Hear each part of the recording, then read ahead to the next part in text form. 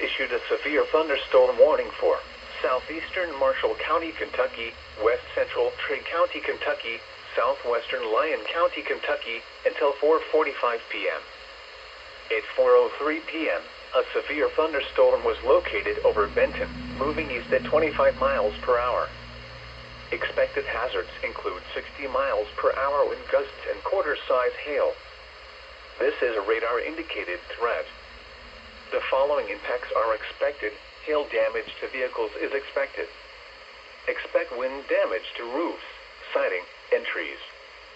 Locations impacted include Benton, Birmingham Ferry Recreation Area, Hillman Ferry Campground, and land between the lakes area. This includes Interstate 69 in Kentucky between mile markers 40 and 45.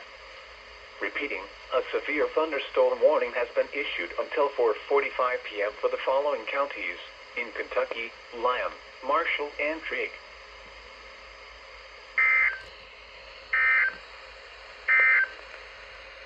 Severe